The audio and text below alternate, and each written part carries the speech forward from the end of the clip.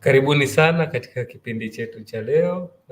Jina langu ni Isaac Baha na naanza mafunzo yetu ya siku ya leo ambayo ni mwendelezo wa programu yetu itwayo Digital Launchpad, na katika mradi wa Digital Launchpad ambao unatolewa na kampuni ya Africa 108 kwa kushirikiana na washirika wetu Google na shirika la misaada la Norway NORAD, tunaendelea kukupatia mafunzo mbalimbali katika ulimwengu huu wa kidijitali. Pamoja nami siku ya leo atakuwepo mwenzangu Frank ambaye atakuwa anajibu maswali yenu, pia anapata maoni yenu na atakuwa pia anawaelewesha mambo ambayo kwa namna moja au nyingine hamtaelewa kutokana na jinsi ambavyo nitafanya presentation. Mimi naitwa Baha na nashukuru sana na nafurahi kuwa pamoja nami mchana huu wa leo. Naomba niwape muda kidogo ili ambao wamechelewa kujiunga waendelee kujiunga, na baada ya hapo tutaanza kwa kujitambulisha na somo letu litaendelea. Karibuni sana.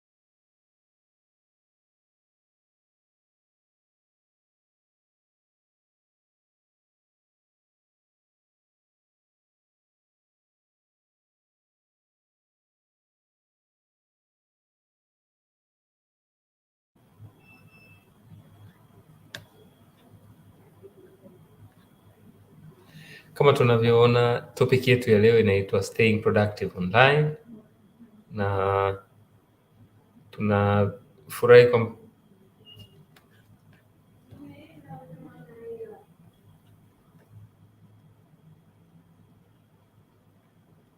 samahani, kuna tatizo kidogo.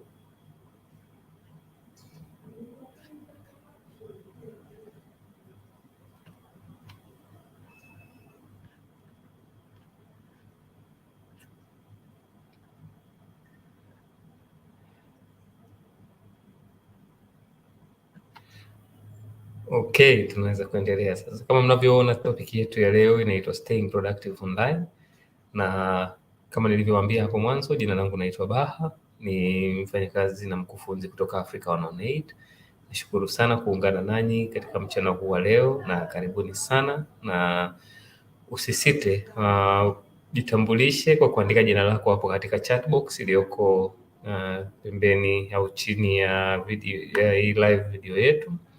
Mwenzangu Frank atawakaribisha, atajibu maswali yenu na maoni yenu, na mimi ninavyozidi kuendelea nitasoma maoni yenu na nitasoma maswali yenu na kuyajibu. Karibuni sana, na sasa naomba tuendelee. So kwa miaka michache iliyopita tumekuwa tukizidi kuona kwamba dunia yetu imebadilika na kuja katika ulimwengu wa kidijitali. Katika mabadiliko hayo ambayo yamekuwepo na yamekuja kwa kasi, ni kama tu hii dunia nyingine ambayo inakupa vishawishi vingi na vitu ambavyo vitaweza kupotezea muda vingi. Kwa hiyo how do you stay productive online is a very important element of any successful business person or any successful venture, and so far as productivity is concerned. Kwa hiyo naomba tuanze na tujielekeze moja kwa moja jinsi gani tutaweza kuwa productive tukiwa online. Endelea kujitambulisha, endelea kuandika maswali yako, endelea kuandika maoni yako, nitayasoma, nitapitia pia majina ya waliojitambulisha hapo kwenye chat box, And as I go, I will also be making some pauses to accommodate your questions. So welcome on board, and let's get started without any further ado. So cover maeneo matatu makubwa. Maeneo matatu makubwa ambayo tutayakava siku ya leo ni jinsi gani unaweza kutengeneza ofisi yako, jinsi gani unaweza kutengeneza mazingira mazuri ya kufanyia kazi ambayo yana faida, na jinsi gani unaweza kufanya management ya mazingira ya kazi. So we'll have 3 key areas that we are going to be discussing today, 3 agendas. How to set up your remote office, because as we know, the digital environment is an online environment. So those are the key areas that we're going to be touching.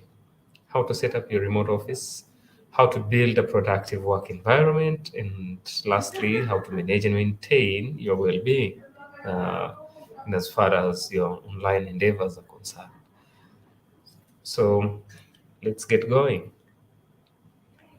Mafunzo kama haya unaweza ukayapata kwa kwenda katika bootcamp ya Google ambayo inapatikana kwa kubonyeza link ambayo mwenzangu Frank ataishare, na akishaishare mnaweza mka login na mkapata haya mafunzo mengi haya na mengine mengi ambayo tunazidi kuwafundisha, lakini na miendelezo mingine. Kwa hiyo karibuni sana, click the link to the Google Hustle Academy, and this session and many more other sessions that are being moderated and facilitated by us, Africa 108, and people from our program will be found there. So welcome and let's get going. So tuanze kwa kuulizana maswali. How has COVID impacted your role, or how has COVID impacted your business? Tumepata tatizo la COVID-19 miaka miwili au mitatu iliyopita, na kila mmoja kwenye shughuli zetu mbalimbali tumeona jinsi gani COVID imeleta disruption kwenye shughuli zetu. Swali la kwanza na swali muhimu kujiuliza, COVID imetuathiri kwa kiasi gani sisi kama watu, lakini zaidi sana imeathiri shughuli zetu za ujasiriamali za kibiashara kwa kiasi gani? Naomba unipe dakika moja uniandikie jibu kama COVID imeathirije biashara yako na imekuathirije wewe mwenyewe unaendesha hiyo biashara. Karibu sana mama yangu Salama. Tunashukuru kwa kuweza kujiunga nasi pamoja na kuwa huko kwenye maonesho ya Sabasaba ambapo unatangaza na kuuza bidhaa yako, na kushukuru sana kwamba umeweza kutenga muda kuungana nasi. Ni jambo ambalo si rahisi, najua ukiwa kwenye maonesho unakutana na watu wengi, lakini bado umetenga muda ili uweze kukutana nasi na uweze kushiriki na kuweza kuvuna matunda ya mradi huu. Tunakushukuru. Tunaomba uendelee kuwa nasi mpaka tutakapofika mwisho wa mafunzo haya. So kitu kikubwa ninachotaka nijue ni jinsi gani COVID-19 imeathiri biashara zenu na ni kwa jinsi gani imewaathiri nyie binafsi. Unaweza ukaniandikia jibu hapo, nitasoma, na kama una swali jingine mwenzangu Frank Salila ataendelea kuyajibu. Kwa hiyo tunavyosubiri kama kuna mtu atajibu, naomba tuendelee na agenda yetu. Sehemu ya kwanza ya agenda yetu ambayo ni set up your remote office. So tutaona na tutajua ni jinsi gani unaweza ka set up office yako remotely popote ulipo. Mambo ya kidijitali yanakurahisishia, kukupa uwezo na uwanda wa kutengeneza ofisi na biashara popote ulipo, ili uweze kuendesha biashara zako mbalimbali. Kwa hiyo naomba uwe tayari kujua jinsi gani unaweza ukatengeneza ofisi yako hapo hapo ulipo. Okay. Kwanza tujiulize, what is remote working? Remote working is a working style that allows professionals to work outside of traditional office environment. It is based on the concept that work does not need to be done in a specific place or to be executed successfully. idea kubwa hapa ni kwamba kufanya kazi remotely ni kufanya kazi katika mazingira ambayo yanakufanya usiwe katika eneo la kazi. Sio lazima uwe katika eneo la kazi kwa maana ya duka, ofisi, soko, ama popote pale ambapo tulishazoea unaamka, unaoga, unakwenda na kazini.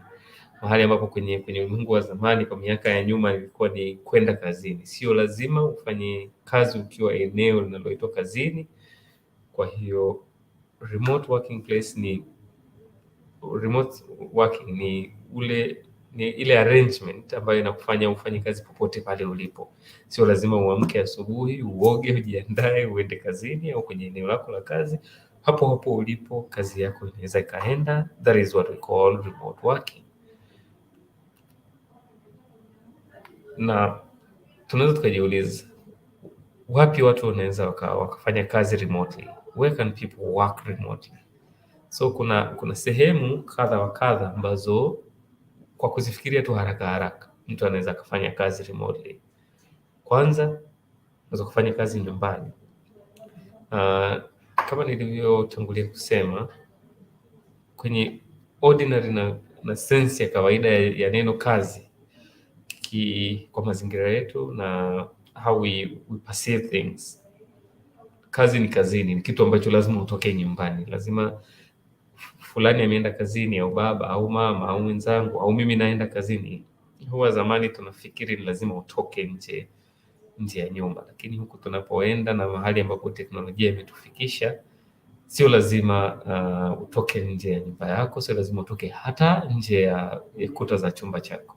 Kwa hiyo where can people work remotely? You can work from home, you can work from a coffee shop, you can work in a co-working space, work from the library. Kwa hiyo ni sehemu nyingi na ni mazingira mengi sana ambayo unaweza ukafanya kazi, na haijalishi ni sehemu rasmi kiasi gani au sio rasmi kiasi gani wewe kufanyia kazi, lakini unaweza ukaifanyia kazi katika mazingira ambayo si rasmi. Popote pale ulipo unaweza ukafanya kazi na ukaweza kuwa na efficiency tu, hata kama ambavyo ungekuwa na efficiency kwenye eneo lako la kazi. Unahitaji nini ili uweze kufanya kazi remotely? What do you need to work remotely? Unaweza ukajiuliza kwamba sawa, haufiki kwenye eneo lako la kazi, na inahitaji nini? Kwa nini siendi kazini? So vitu unavyohitaji tutajadiliana na tutaona ni vitu gani ambavyo unahitaji ili uweze kufanya kazi remotely, na isiyo lazima wewe kufika katika mazingira yako ya kawaida ya kazi. Kwa hiyo hivyo vitu ndio vitu ambavyo tutavijadili kwenye somo letu siku ya leo. Kwanza, you need a dedicated workspace, kwa maana ya unahitaji tu nafasi ya wewe kuweza kufanya kazi ukiwa nyumbani au ukiwa mahali popote, kwenye dukani kwa mangi, sehemu ya kula, kwenye mgahawa, kanisani, msikitini, ukiwa njiani, kwenye gari, kwenye daladala au wapi. Unahitaji tu nafasi ambayo itaweza kukufanya concentrate. Kitu cha pili cha muhimu, unahitaji devices au vifaa, kwa sababu kufanya kazi remotely inamaanisha haupo lile eneo. Kama ni la dukani, haupo dukani na zile bidhaa au na ile huduma, haupo. Kama ni hotelini, haupo hotelini, lakini unaweza ukafanya kazi ya hoteli hata usipokuwa hotelini. Tatu, unahitaji kitu muhimu zaidi kwenye ulimwengu wa kidijitali, internet connection.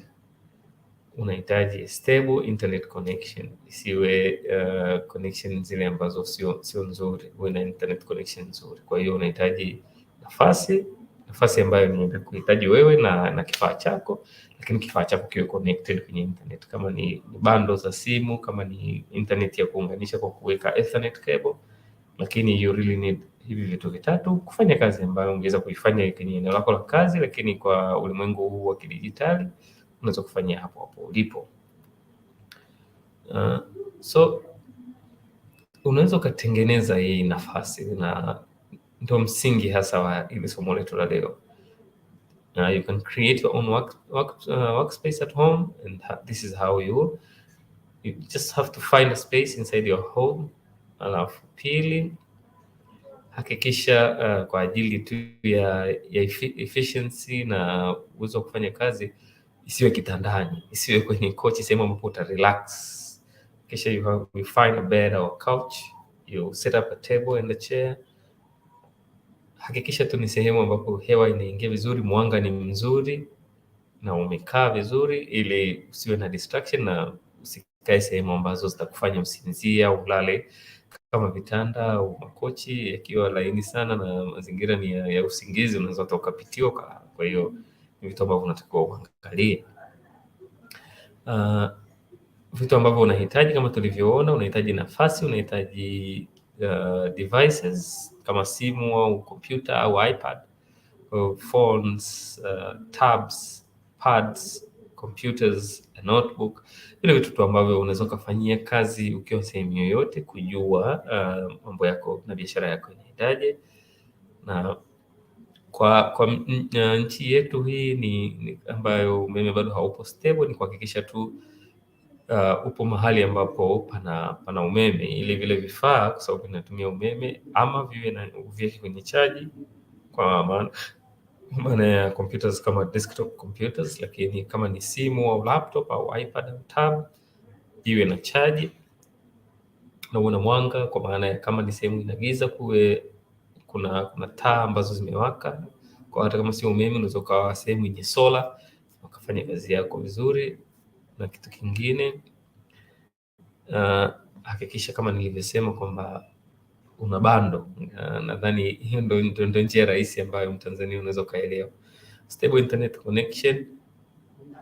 Kikubwa zaidi kwenye hiyo ni kuhakikisha kwamba una bando ambalo linakutosha na linatosha kufanya kazi kwa muda mrefu, kwa sababu kufanya kazi za kwenye ulimwengu wa dijitali zinahitaji kutafuta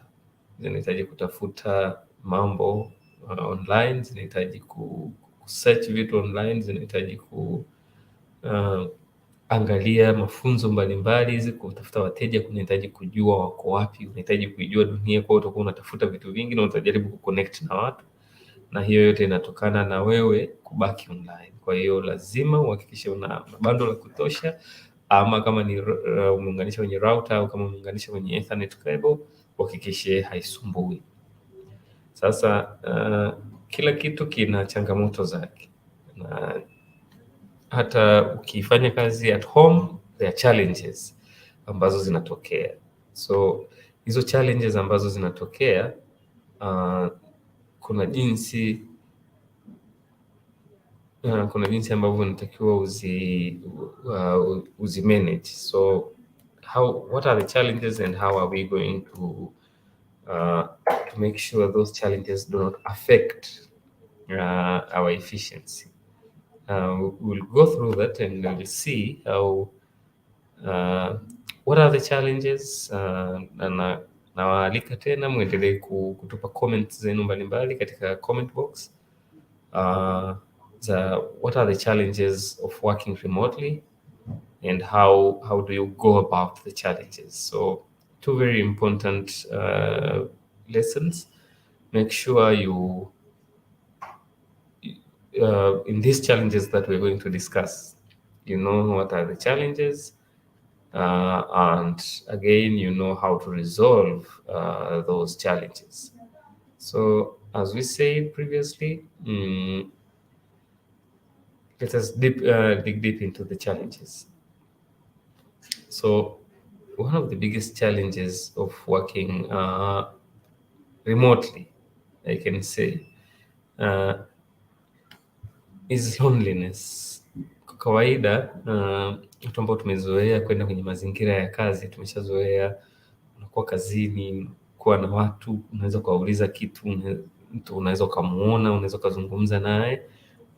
Ukifanya kazi tu mwenyewe nyumbani kwako, inakupa challenge ya kuwa lonely, kwa sababu hakuna mtu unaweza kumuuliza kitu. Kingine, biggest challenge is self discipline. Some people wanahitaji kuwa na mtu anayeweza kuwa discipline ili wafanye kazi, wanahitaji HR, wanahitaji bosi, wanahitaji nini, lakini kama mjasiriamali discipline lazima iwepo ya kutenga muda, kwamba huu muda sishughuliki na kitu kingine chochote, niko ndani nashughulika na biashara yangu, na hii biashara sintahitaji kuingiliwa ninapoifanya. Kwa kama jinsi ambavyo ungekuwa kazini na usingepata kukimbiliwa au kuwaza vitu vya nje ya kazi, utahakikisha kwamba you have discipline to concentrate on your work. Again, if you're working from home, if you're working for yourself, hakuna kiinua mgongo, hakuna NSSF, hakuna bima ya afya. Wewe ndo unaitengeneza kazi na unajifanyia kazi mwenyewe, wewe ndo bosi wako mwenyewe. Kwa hiyo kwa watu wengine ambao sasa tuko kwenye mazingira ya kuajiriwa, ufanyaji kazi wa nyumbani, you really need to know kwamba utakavyojitahidi wewe ndio matokeo utakavyoyaona. Ngumu sana hard to switch off because kijiajiri na ukiwa mjasiriamali, kila kitu unachokifanya kina impact, na impact ya moja kwa moja hapo hapo. Kwa jitahidi sana unapofanya shughuli zako, uhakikishe kwamba hau switch off, au kama utaenda ofisini kwa mtu au kazini kwako unakaa asubuhi mpaka jioni, hakikisha hata ukiwa unafanya kazi remotely, you always have the entire day, entire work hours mpaka jioni, ndio ufanye mambo mengine kama jinsi ambavyo unafanya mwenyewe. Kitu kingine is something that affects a lot of Tanzania, FOMO, au kwa kawaida hiyo point namba 5 inaitwa fear of missing out.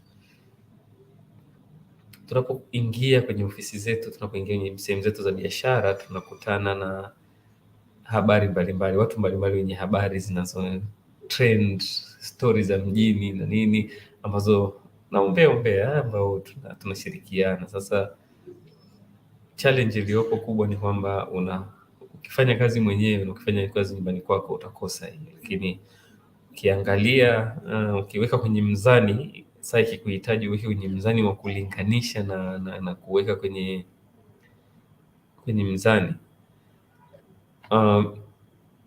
petty issues hazikusaidii chochote kwenye biashara yako. Advantages outweighs the petty issues that you can tolerate, so that helps you with saving yourself time. What are the benefits of remote working? The benefits of remote working, as again I've said, you can share if you have any ideas of what advantages of remote working are, but currently I have outlined a few. First, flexibility. When you are at your place, all the things you need are there. So especially for business people, self-employed business people. So in case there would have been a distraction for you to say something is at home, or I've forgotten this and that at home, everything is at your home. You are at your home, so it's easy to get your things. No commuting. For people who, for example, are in places like Dar es Salaam, transport is very costful. So you minimize, if not exclude, the cost of transport, of commuting. You get time for with and for your family. You block the distractions, en route and at work distractions are all minimized, and unapata moral kubwa.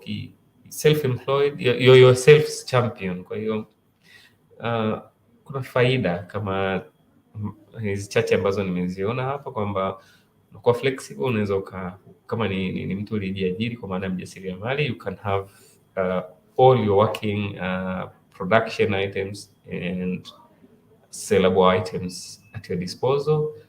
Unakata hela ya usafiri, kwa sababu kwa watu ambao kwenye miji mikubwa, Dar es Salaam, Mwanza na Arusha na wapi, gharama za usafiri huwa ni kubwa sana, za kutoka sehemu moja kwenda nyingine. So you minimize that, unapata time for your family. Hii kwa kina mama na wanawake ambao wana watoto na nini, kuliko uende ofisini urudi, mtoto hujui umemwachaje kila saa. Hata ukiwa ofisini hujui mtoto wako nyumbani ukoje. Fanya kazi ukiwa nyumbani, au ukiwa maeneo ambayo yako comfortable na wewe, una uwezo mkubwa wa kutake care ya familia yako. Unapata less distraction. Ukisema huu ni muda wa kazi, utajifungia na unaenda kwenye sehemu yako uliyoitenga, na high moral. Ukijiajiri mwenyewe, uvivu wako au uchapaji kazi wako ndo mwokozi wako. Kwa hiyo kila mara utakuwa unasema ufanye zaidi na ufanye ile kazi ili uongeze faida zako. Nyingine ni reducing overhead costs. Utapunguza sana gharama za uendeshaji, greater productivity, access to wider pool of talent and improving employee retention. Sasa tunatoa dakika moja ili muweze kuuliza maswali yenu, na mimi nitayajibu, na mwenzangu Frank pia ataweza kuyajibu, na mimi nitapitia comment mbalimbali. Karibuni sana.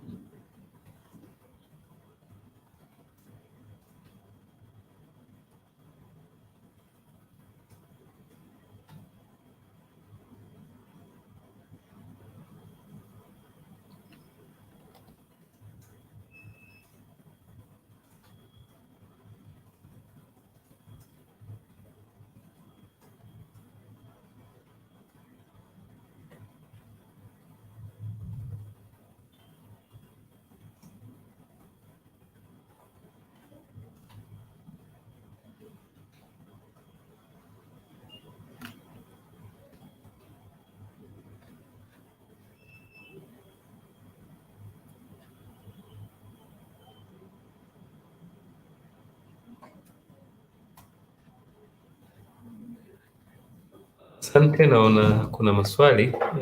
Naomba tuendelee ili tuokoe muda na tumalize somo letu.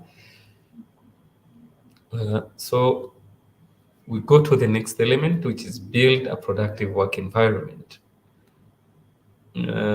Why your work environment is important? There are few things that we should really look at to know why this environment that we should be working on and working from is important for us as individuals and for our businesses. So here are a few things about the quality of your workspace. One, designate an area. 2, find a right chair for you. And 3, get a feeling system to organize your life. We're going to be discussing these 3 items, which will be core to improving our work environment and seeing how they really contribute to us being productive. So let's get deep into these 3 items. A quick survey. There is 40% decrease in productivity due to workplace distractions and 27% increase in errors. So you have to have in mind there is a fact that came out of a study that was done. So in order to make sure you minimize the 40% productivity decrease, which is really about half of the productivity index. So this has to be minimized, and a quarter of all the percentage of whatever you do being errors has to be really minimized. So this research that was done isn't really helping with what personal remote working brings into the table. So how are you going to decrease and improve on those areas? Let's see, unawezaje kupunguza distraction kwenye sehemu za kazi, au unawezaje kupunguza vitu ambavyo vinakufanya usifanye kazi vizuri, ili uweze kufanya kazi vizuri na kuwa productive na kuhakikisha kwamba unapata faida. So endelea kuuliza maswali yako na mimi nitaendelea kuyapitia na nitapitia comments mbalimbali ambazo mtakuwa mnatupa. Kwanza, these are steps to minimize the distractions that come and affect your productivity rates. First, let others know of your work hours. Kama jinsi ambavyo ukiwa unaenda kazini watu wanajua huyu baba, mama, dada, kaka, shangazi, mjomba anaondoka saa 2 kamili asubuhi au anaondoka asubuhi kwenda kazini. Hata ukifanya kazi kwako nyumbani kwako, hakikisha watu wanajua kwamba muda huu usimsumbue na yuko kazini. Pili, do one thing at a time. Make sure you're concentrating on one activity at a time.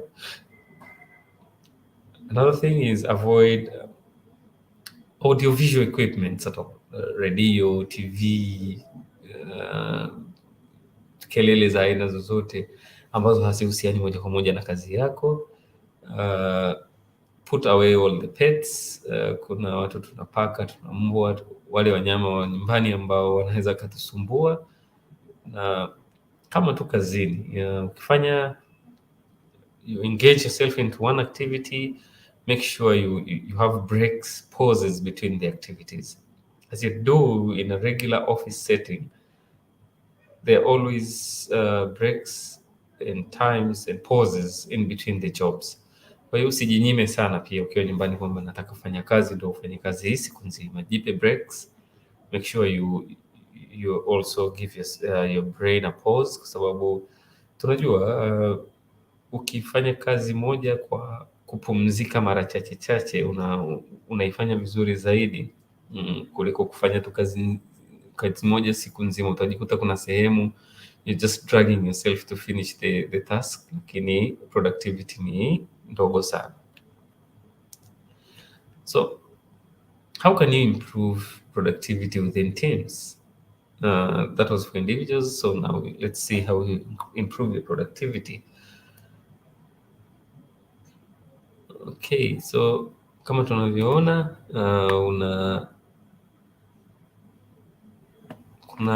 kuna njia mbalimbali ambazo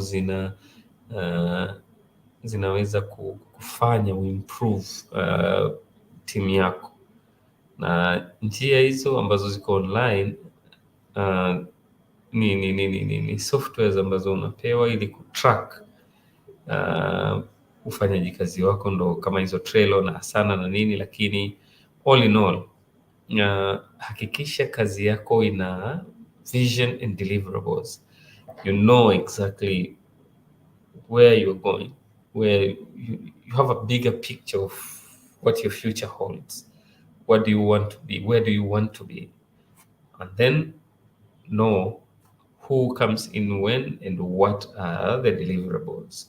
So if you have a clearly defined outputs for everybody, you'll really be able to get to where the bigger picture wants you to get to. Again, establish logistics for team communication. In the digital world, communication and sharing of data is very important. Real-time, quick, and live data. So make sure wherever, at any stage that you are in, there's communication, there's sharing. Well, if you're working with subordinates, make sure the team is all aware of where the project is and where the project is moving into, what the challenges are, and what is the way forward in every challenge.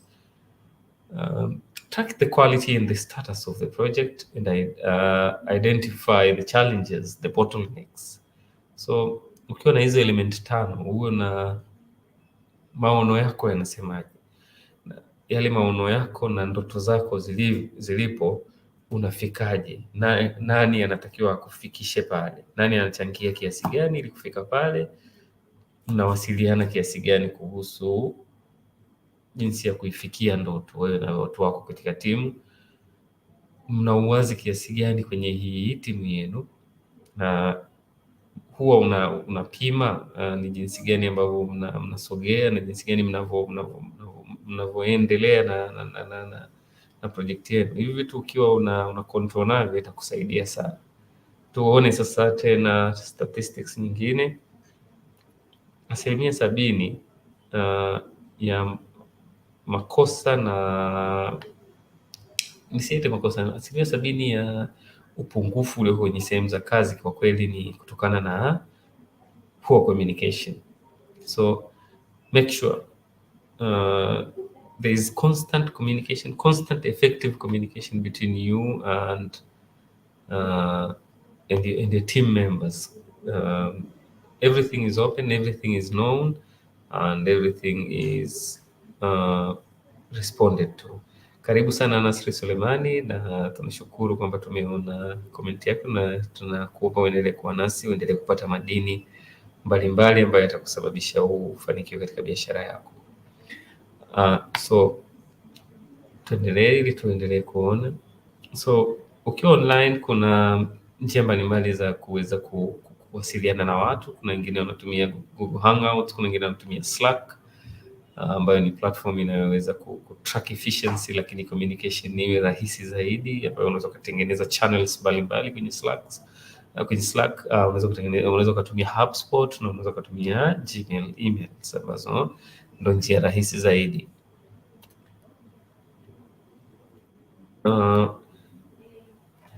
So how do you make sure that the communication you're making is efficient, is effective? So these are the 4 rules that you really need to take control of to make sure efficiency and effectiveness of your communication. First, you have to communicate clearly. Second, you have to think about the type of message and context. Third, you have to respond promptly. And 4, set and role model the guidelines. So when you have a team, ukiwa na timu yako, hakikisha kila hatua na kila communication inayoenda kwa wafanyakazi au kwa wateja ni very clear. Wanajua malipo yanatakiwa, au wanajua kazi hii inatakiwa, deadline ni lini, usipofikisha deadline kuna shida gani, usipolipa kutakuwa na shida gani, ili wajue. Fikiria ni jinsi gani unafikisha ujumbe huo. Wewe kama mtu ambaye unataka ujumbe wako ufike bila kuwafanya watu wahisi kwamba labda unawabagua, unataka hakikisha ni unatengeneza ujumbe wako kwenye mawasiliano ya kazi ambao unafikisha ujumbe wako bila kuleta maswali kwa watu wote. Ndo msingi mkubwa. Na pia tengeneza wewe role model wa hayo mambo ambayo unayatengeneza kwa ajili ya watu wako. Usiwaambie watu wawahi, usiwaambie watu wa deliver vizuri, alafu wewe ndo wa kwanza kuchelewa kila siku. Hakikisha kwamba you're always a role model, watu wanafuata nyayo zako. Ukitaka kufanya meetings, najua watu wengi mnajua, unaweza kufanya Google Meets, unaweza kufanya Zoom meetings, unaweza kufanya Skype, WhatsApp. Platforms za kukufanya uconnect na watu ni nyingi sana, na mifano tu ambayo tunaijua ndo kama hiyo, lakini kuna mingi zaidi. Kwa hiyo tumia hizo kufanyia meetings. I think kwa wale ambao mmeshawahi kukutana na mafunzo yetu huko nyuma, tunajua Google Meet ni nini. Ni platform ambayo extension kwenye platform ya Google ambayo inatuwezesha kufanya mawasiliano na mikutano yetu ya online bila shida na kirahisi zaidi. Unaweza ukaongeza watu wengi uwezavyo, na unaweza ukatumia kwa bure tu, ukafanya simu kwa lisali moja, lakini ukilipa premium G-Suite unaweza ukafanya muda mrefu uwezavyo. Na hii mnaweza mkawa sehemu mbalimbali, unaweza kufanya video call au audio, kwa hiyo au combination ya video audio video. Kwa hiyo ni mojawapo. Nyingine ni Zoom meeting. Nadhani wengi mnaijua application ya Zoom ambayo nayo inafanya kazi kama Google Meet. Microsoft Teams, zile ambazo kwa wale wanaotumia Microsoft nadhani unaijua, nayo ni ambayo ni platform ya bure kwenye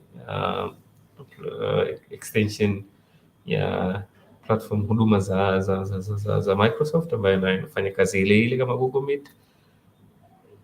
Kuna Skype ambayo ni huduma ya kupiga simu, wengi tunajua hii nayo ni bure, una download tu na unaweka. Na so how do you really run effective meetings? You have to set agendas. Kama leo unaona mwanzo kabisa wa somo letu tulikuwa na agendas. Consider your tone of voice. Hakikisha hauwakaripii watu. Your tone of voice is always very good and measured. Make sure you reserve and take control of your emotions, especially your personal emotions in office and business communication. Encourage using cameras. Kwa hiyo kama ni kikao ambacho unataka ukutane na watu wako au wateja au nini, hakikisha mnaonana. Inakufanya uelewe hawa watu kama ni wateja na wewe mtu wa huduma au mtu wa bidhaa, inakufanya uelewe hawa watu wanajisikiaje, wakisema hiki wanamaanisha nini. Ukiona uso wake na ukiona jinsi anavyozungumza utaelewa. Na muhimu zaidi, tunza muda. For any communication, make sure you're very timely and you maintain time. So what are the video conferencing etiquettes? First, if you are the one who's initiating the meetings, make sure you've prepared yourself, make sure you've dressed appropriately, make sure there is enough lighting, make sure there is a very calm and comfortable, effective background for good communication, and consider your audio. Hakikisha kama unaita kikao na watu, umejiandaa, umevaa jinsi ambavyo unaweza kuwa presentable kwa biashara, umevaa nguo zako ambazo ni nzuri, lakini zinafaa kukutana na watu kibiashara. Hakikisha kwa sababu ni vitu vya online na ni video calls, kuna mwanga mzuri. Hakikisha kuna kwenye background, kwenye maeneo hayo ni tulivu, ili muweze kusikilizana, watu wakusikie na wewe wasikie watu na bila distraction. Na hakikisha unasikika vizuri, speaker zako zinaongea, sauti yako ni nzuri, speaker zako hazikwaruzi. Kwa hiyo hakikisha hivyo vitu kwa pamoja. So tips za collaborate: hakikisha watu wote wana vifaa ambavyo vinawafanya waweze kufanya mawasiliano. Equip your team with the right tools. Make your project management easy. Make document sharing easy and accessible. Encourage collaboration within department and prioritize company culture. Unapofanya haya mambo ya online na unapofanya presentation, hakikisha kwamba watu wote, kama ni smartphone wanazo, kama ni computers wanazo, hakikisha kwamba mnaelewana mnavyofanya shughuli zenu. Hakikisha kwamba documents zile unazo present au kile kitu unachokiongelea kipo, you can get access to them, they can also have an access, ili usiwe mtu ambaye unaongea mambo ambayo watu hawaelewi kwenye kikao hiko. Alafu hakikisha mnashirikiana kati ya, kama ni wewe na idara yako ya mauzo au idara yako hata kama ni wewe mwenyewe unafanya, hakikisha unajua shughuli za idara zote ambazo ziko kwenye kampuni yako, na hakikisha kwamba ustaarabu unazidi kuwepo. Hakikisha always over communicate your priorities and key points. Be disciplined to your cause. Have your tools ready for work and find a booster and work for it. Hakikisha ili uweze kuwa productive na uweze kuhakikisha kwamba unagusa nyanja zote. Hizi ni baadhi ya elements ambazo ukizizingatia unafanikiwa. Make sure you always over communicate. Hakikisha watu wote wanaelewa ni nini biashara yako inataka au inagawa au nini. Hakikisha pia una discipline ya wewe mwenyewe kuvifuata hivyo vitu, lakini pia kuhakikisha watu wako, kwa maana ya kama ni watu wanaoshirikiana na wewe, wana discipline kama ulivyonayo wewe. Hakikisha vifaa vyako vyote vinafanya kazi. Hakikisha una kitu kinachokumotivate. Tusimame kidogo ili tuweze kuuliza maswali, alafu tutaendelea baada ya hapa.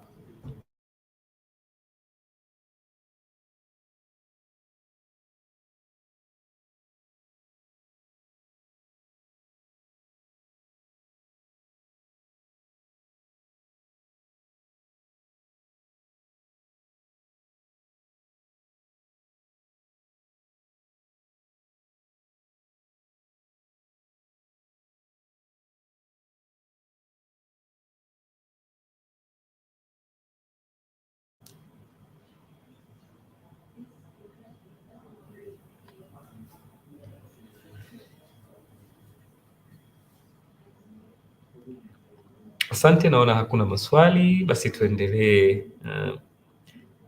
How do you manage and maintain your well-being? We are getting through to the end of our presentation. So how do you manage your well-being? And why is it important to manage your well-being? We all know what well-being is. Unahakikishaje unabaki salama wa afya yako ya akili na afya yako ya mwili, ili uweze kuendelea na kazi na uweze kuendelea na kuwa productive. Tutaona baadhi ya elements za hii item. First, it's very important to manage your well-being because first, it impacts your overall health, it leads to greater productivity, it increases your resilience, and it boosts your morale and levels of happiness. So, ukiwa unazingatia usalama wako wa well-being yako, these are the four categories of how it impacts you. First, ukiwa uko sawa, ukiwa uko sawa, hata afya yako inaimarika. Una uwezo wako wa kufanya kazi, lakini kuwa na production nzuri unaimarika. Uwezo wako wa kuvumilia vitu na kuweza kutoa solutions, being resilient, unaimarika. Na unakupa furaha, ndo tunaishi ili tufurahi, kwa hiyo inakuongezea hata furaha yako. What can you do to manage your well-being? Kwanza, avoid overworking and take regular breaks. Set up reminders. Be clear with your team when are you leaving. Turn off notifications when on break. And schedule in activity while taking a walk, riding a bike, or going to the gym at the end of the day. Kuna msemo wa Kiswahili ambao huwa wanautumia kwamba fanya kazi kama punda, ufe ikiwa mbeba mizigo, ama kaa kama paka, ule wanavyokula mwenye nyumba. Msemo huo wanausema kwa wale watu ambao wanafikiri unatakiwa ulime tu au ufanye tu kazi ngumu, ufanye kazi kila saa. Ukija kupima baadaye unakuta haufanyi kazi nzuri. Haina maana kwamba ukifanya tu kazi kila siku asubuhi mpaka usiku unafanya kazi vizuri. Fanya kazi ndogo ndogo ambazo itenge kazi yako kwenye muda, na fanya kazi kidogo, chukua break, fanya mambo mengine au jihusishe na mambo mengine, ili maisha yaende kwa pamoja na mwisho wa siku uwe na productivity. So take breaks. Watu wajue ratiba yako kwa siku. Hapa mpaka hapa hautampata, atahama au ataondoka ofisini. Hakikisha, kwa sababu hichi ni kitu kipya na hii ni elimu mpya, shift your culture. Trust your overall performance, rethink the concept of work, understand your commitments, and be patient. You know, this being a new culture, embrace it. Be open to this change. Be open to making sure that this affects you positively in your endeavors. Take it, and from there vita yote huwa inapigwa na kichwani. Kwa hiyo ukishakubali hii change kwamba anayefanya kazi tu kama punda sio ndo anayefanikiwa, lakini anayefanya kazi kwa akili na anayejua wapi kulipo na mafanikio. Ndo ule mfano wa msemo wa Kiswahili wa punda na paka. Paka anajua kwamba ukiwa msafi na ukikaa na binadamu, wewe utakamata tu panya, lakini atakupa maziwa, hakuna kazi yoyote anafanya. Hata panya yenyewe anawala wao. Kwa hiyo hakikisha hufanyi tu kazi kama punda, lakini unajua ni wapi ambapo utapata kazi gani utaifanya, lakini utaifanya kwa kiasi gani, ili pia ujipe muda wa kukua na kuwaza mambo mengine. Kwa hiyo ichukue hiyo na uende nayo, itakusaidia sana. Jinsi ya kuhakikisha your fit and your overall well-being is intact: make sure you exercise regularly, make sure you take control and are aware of your mental health, check in with your manager or team regularly, separate your professional and personal lives, and organize in-person social meetups. Hakikisha kwamba unafanya mazoezi, especially kwa sisi ambao tuko mijini, sehemu za kutembea sio nyingi, kazi za mikono sio nyingi. Kwa hiyo hakikisha unafanya kazi za mikono nyingi uwezekanavyo na mara kwa mara. Afya ya akili, kama mmesikia miaka ya hivi karibuni watu wamesisitiza sana, msisitizo mkubwa umekuwa kwenye afya yetu ya akili. Make sure your mental health is intact. Usikae na jambo, tafuta msaada. Wewe sio mtu ambaye unakumbwa na majanga makubwa kuliko watu wote duniani. Unaweza ukajiona una mizigo, lakini ukifunguka, ukiongea na watu, ukitafuta msaada, ama kwa marafiki ama kwenye dini ama popote ambapo unaweza kutafuta msaada, itakusaidia. Uliza nini sehemu ya kazi, hakikisha watu wote wanajua na unajua watu wanaendeleaje, nini kinawakumba. Kama ni wafanyakazi wako, kama ni wafanyakazi wenzako, waulize nini kinaendelea kwenye maisha yao. Itakusaidia pia na itawasaidia pia watu kujua na kuelewa wanaendelea na nini na mchango wako. Separate your professional and personal lives. Make sure there is a distinction between work, you and your work and your business, and you as an individual, as a social creature, as a social animal. Time for your family is as equally important as time for your business. Dedication to your family is as important as the dedication you have for your business. Ukiwa wale watu wetu wa zamani ambao asubuhi tu unaenda kufungua duka, unarudi usiku umechoka, ukutani na wanao, ukutani na mke mume wako, ukutani na watu wako, haikusaidii chochote. Hata ukifanikiwa kwenye duka au kwenye hoteli au kwenye biashara yako, kama familia yako hujawahi kuwa sehemu ya familia, you're never in the family, you're just within the family, never helps you a great deal. So make sure you have time and dedication and effort for your family life, as well as for your business and professional life. And again, organize your social meetups. Maisha sio kazi tu.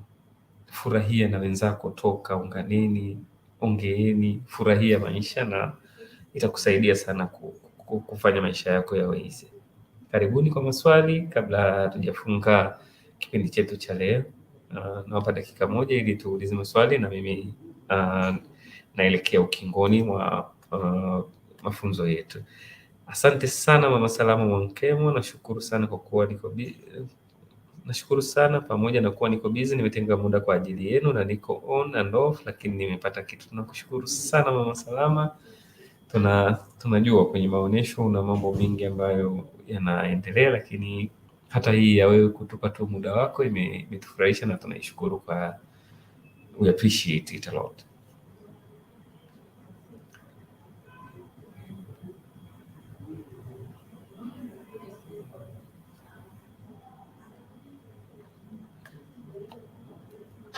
Okay, tumeshajifunza haya tuliyojifunza siku ya leo.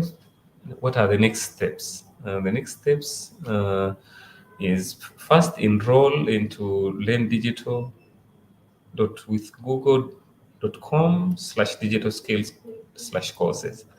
Link ambayo Frank ameiweka hapo chini, nadhani itawasaidia sana kupata mafunzo haya na mengine mengi ambayo yatakufanya wewe uweze kufuzu na kuwa mtu bora zaidi kwenye kusimamia biashara yako na kusimamia